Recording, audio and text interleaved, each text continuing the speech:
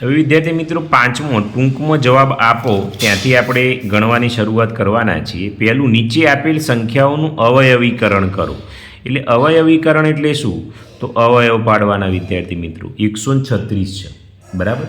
તો આપણે 136ના અવયવ પાડીશું. તો પહેલાં આડી રીતે પાડીએ ગુણાકારની.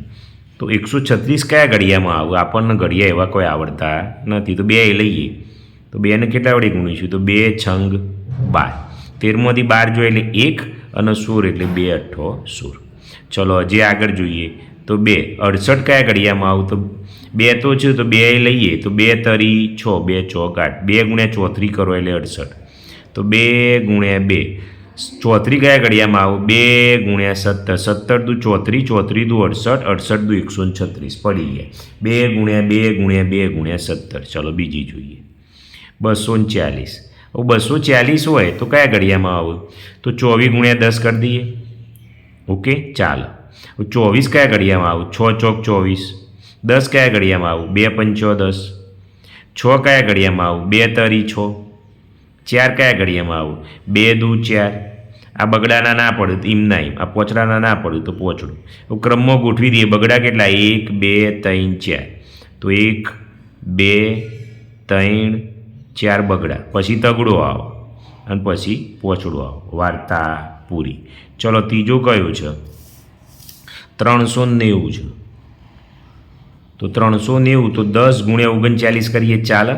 બરાબર. આ 10 છૂટા પાડી દે. 10ના કયા ભાગ પડે? 2 પંચો 10. 39 એટલે 13 તરી 39. હવે આમાંથી એકાઈના પડવાના નથી. તો બગડો, પછી તગડો, પછી પોચડો અને પછી 13. 2 3 5 13. ચલો એના પછી ચોથો કયો છે? 560.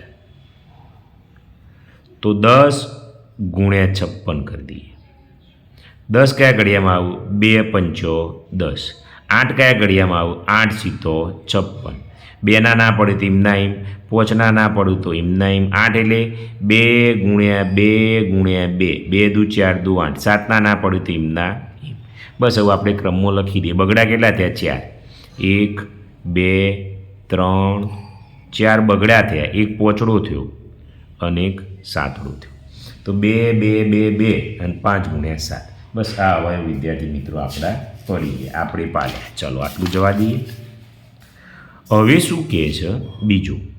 12 અને 18ના સામાન્ય અવયવ શોધો. તો આપણે 12ના અવયવ શોધવા પડે. તો અવયવ કઈ રીતે શોધાય? તો પહેલાં 1 ગુણ્યા 12 કરવાના. પછી 2ના ઘડિયામાં 12 આવે 2 છંગ 12. 3ના ઘડિયામાં આવે 3 ચોક 12. 4ના ઘડિયામાં 4 તરી 12 આવી ગયા. 6 દુ 12 આવી ગયા. બસ આટલા આવ. તો અહીં લખીએ 12ના અવયવ કયા આવ્યા? 1 2 3, 1 2 3, 4 6 12. 4 6 12. એ જ રીતે બીજા કોના હતા? 18ના હતા. તો 18ના પાડીએ. તો 1 ગુણ્યા 18, 2 9 18, 3 છંગ 18. 4ના ઘડિયામાં નહીં આવું, પોચમાં નહીં આવું. 6 તરી 18. બસ આટલા જ આવશે. તો અહીં લખીએ 18ના અવયવ કયા? 1 2 3, 1 2 3, 6 9 18. 6 9 18. શું માગ્યું છે? સામાન્ય અવયવ. તો એ લખીએ સામાન્ય અવયવ. બંનેમાં શું સામાન્ય છે? તો જો એકડો છે, બગડો છે, તગડો છે, છગડો છે. તો 1 2 3 અને 6. 1 2 3 અને 6. બસ વિદ્યાર્થી મિત્રો આ આપણો જવાબ છે. ઓકે, ચલો ત્રીજો, અવિભાજ્ય અવયવીકરણ કરો. તો અવયવ પાડવાના પણ અવિભાજ્ય અવયવીકરણ કરો. ચલો જોઈએ. દાખલા નંબર 3 એનો પહેલો એ કેટલો છે? 1200. તો પહેલાં આપણે ભાગ ચલાવીએ. 2 ચલાવીએ. 2 છંગ 12. આ 2 મીંડો એમના એમ. 2 તરી 6 અને 2 મીંડો એમના એમ.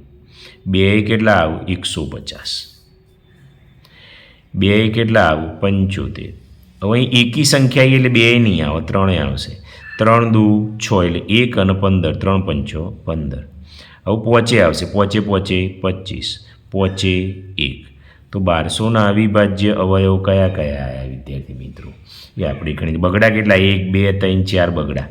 1 2 3 4. પછી તગડું અને 2 વખત પોચડા. વાર્તા પૂરી. ચલો બીજો જોઈએ. કેટલું છે? 2520. 2520. પાછળ મીંડું છે એટલે 2 ભાગ ચાલવાનું છે. 2 એકા 2, 2 દુ 4, 1 વધ્યું એટલે 12, 2 છંગ 12 ના મીંડું. હજી 2 ચાલશે. 2 છંગ 12, 2 તરી 6 ના મીંડું. 2 તરી 6, 2 એકા 2, 2 પંચો 10. હવે પાંચડો આવ્યો વિદ્યાર્થી મિત્રો, એટલે 2 ના ચાલે. પોતને 1 6 7 8 9 3 ચાલશે. 3 એકા 3, 3 પંચો 15. 3 તરી 9 એટલે 3 પંચો 15. પોચ સીતો 35, 7 1. ચલો 2520. બગડા કેટલા છે? તો આપણી પાસે બગડા 3 છે. 1 2 3. 2 તગડા છે, 1 પોચડું છે અને 1 સાતડું છે. વાર્તા પૂરી થઈ ગઈ. અહીં આવ્યા એટલે આપણું કામ પૂરું થઈ ગયું. ઓકે, ચલો એ પતી ગયું. પછી ચોથો આવ્યો દાખલા નંબર 4. શું કહે છે? 6 અને 8ના પ્રથમ 3 સામાન્ય અવયવી શોધો. તો 6ના અવયવી લખીએ. 6ના અવયવી તો 6નો ઘડિયો 6 એકા 6, 6 દુ 12, 6 તરી 18, 6 ચોક 24, 6 પંચો 30, છાયો છાયો 36, 6 સીતો 42, 6 અઠ્ઠો 48, 6 નવો 54, 6 દાન 60. ઘણા આટલા એને અટકી જશે કે અહું. તો 10 ગુણ્યા તો 11 ગુણો એટલે 11 એટલે 66. 6 6 ઉમેરો.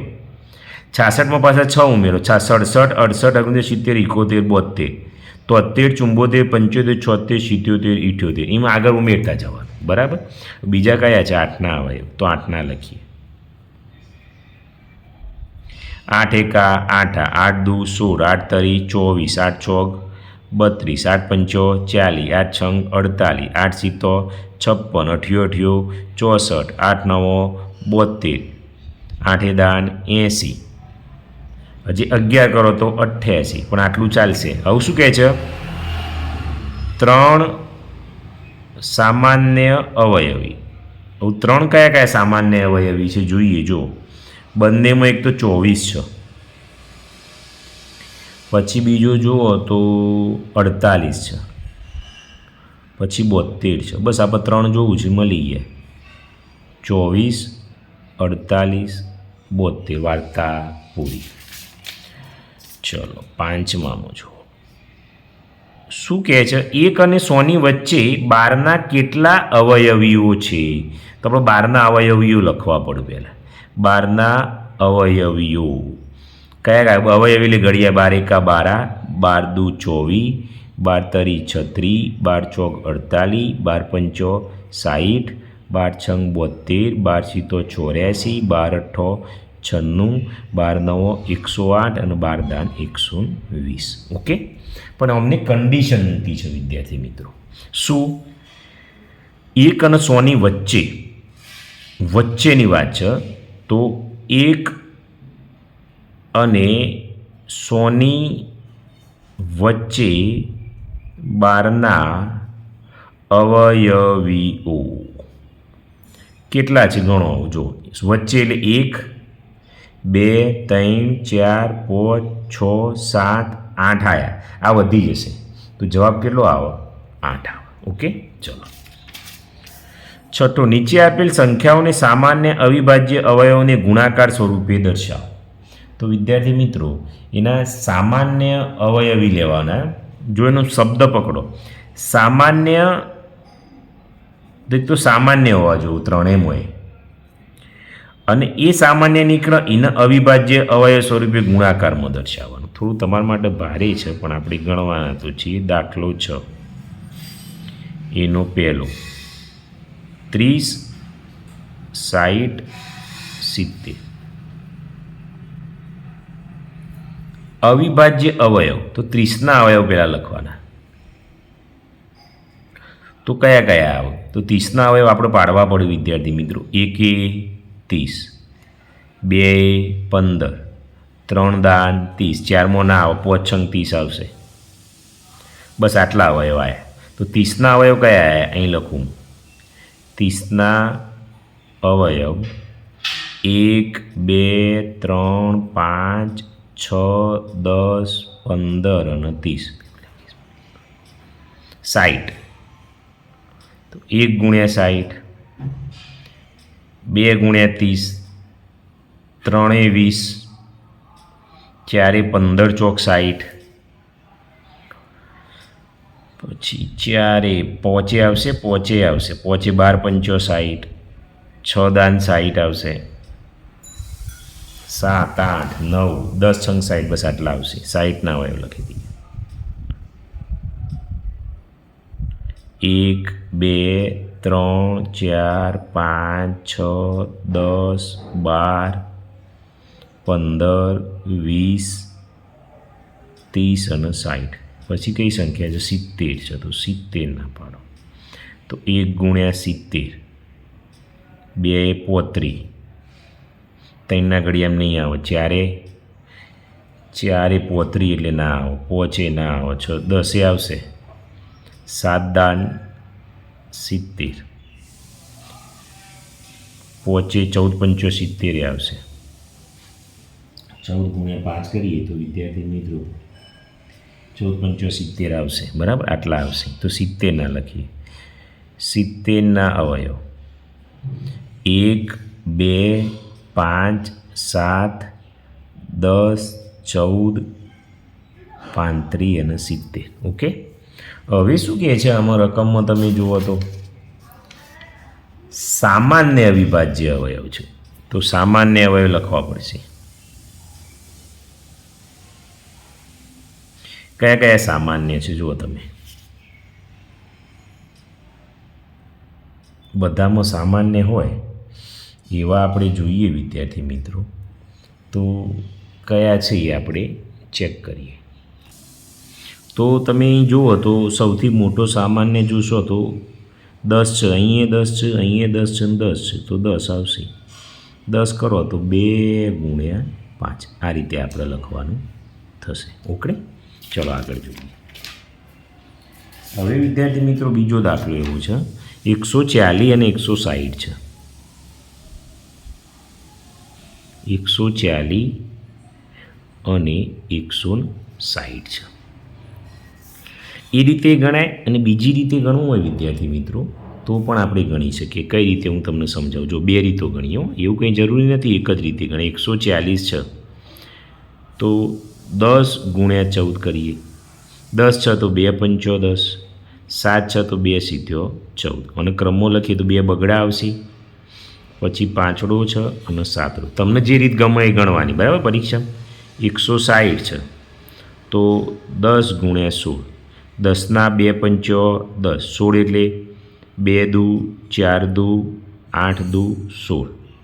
તો બગડા કેટલા થયા? 1 2 3 4 5 અને આ પોચડો. ઉકળી. હવે વિદ્યાર્થી મિત્રો આમાં કોમન સામાન્ય અવયવ લઈએ. સામાન્ય અવયવ કયા કયા છે જુઓ. 1 બગડો 1 બગડો, 1 બગડો 1 બગડો, 1 પોચડો 1 પોચડો. તો 2 ગુણ્યા 5, 5 દુ 10 દુ 20. તમને જે રીત ગમો, આ રીત ગમો તો આ રીત અને પેલી રીત ગમો તો પેલી રીત. મારી દ્રષ્ટિએ આ થોડી તમને ઇઝી પડશે તો તમે ગમે તે ગણી શકો છો. ઓકે, હવે વિદ્યાર્થી મિત્રો શું કહે છે? 20થી નાની બધી અવિભાજ્ય સંખ્યાઓ લખો. 7મો 20થી નાની બધી અવિભાજ્ય સંખ્યા.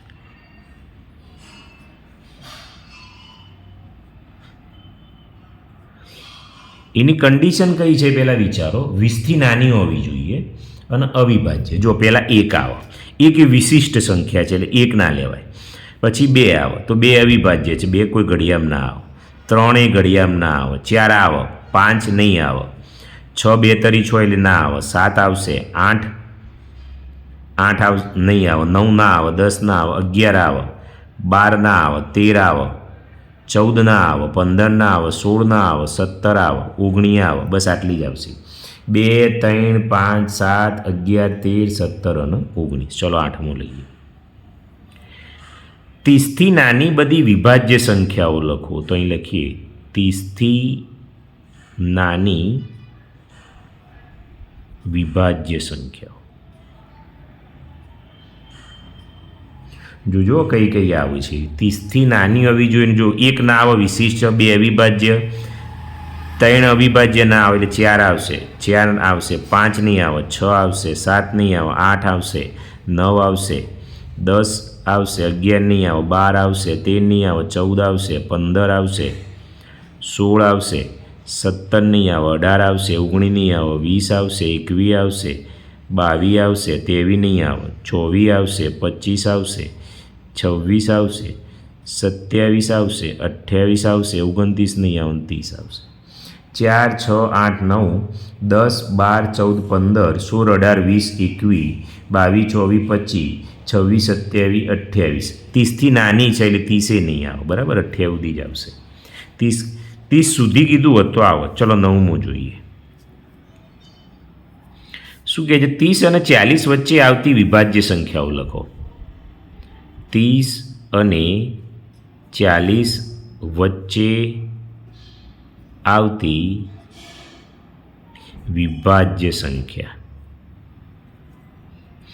30 અને 40 વચ્ચે એટલે 30 31 નહીં આવે, 32 આવશે, 33 આવશે, 34 આવશે, 35 આવશે, 36 આવશે, 37 નહીં આવે, 38 આવશે, 39 આવશે. બસ આટલી જ આવશે. વચ્ચે છે એટલે હો. તો 32, 33, 34, 35, 36, 38 અને 39. ચલો 10મું જોઈએ. કોઈ સંખ્યા 5 અને 12 બંને વડે વિભાજ્ય છે. અન્ય કઈ સંખ્યા વડે આ સંખ્યા હંમેશા વિભાજ્ય હશે? તો 5 વડે વિભાજ્ય છે સંખ્યા. કોઈ સંખ્યા એવી છે, કોઈ સંખ્યા 5 અને 12 બંને વડે વિભાજ્ય છે. તો અન્ય કઈ સંખ્યા વડે વિભાજ્ય હશે? એ સંખ્યા 12 પંચો 60 થયા. તો 60 હોય કઈ કઈ સંખ્યા વડે વિભાજ્ય હોય? તો એક તો ડાયરેક્ટ જવાબ અહીં લખી દઉં છું, બરાબર, 10માનો 1 આવે, પછી 60 2 વિભાજ્ય છે, 3 વિભાજ્ય છે, 4થી એ 60 ભગાય, બરાબર છે. એ રીતે ક્રમશઃ આપણે 5 આવી ગયા એટલે નહીં લખીએ, 6 લખીશું, પછી 10, 15, 20, 30 આવશે અને 60 આવશે. આ બંનેનો ગુણાકાર કરીને આ 12 અને 5 સિવાયના બધા અવયવ લખવાના થશે વિદ્યાર્થી મિત્રો, બરાબર. આ રીતે તમારે ગણવાનું છે. આટલા સુધી રાખીએ. છઠ્ઠા દાખલાથી નેક્સ્ટ જોઈએ.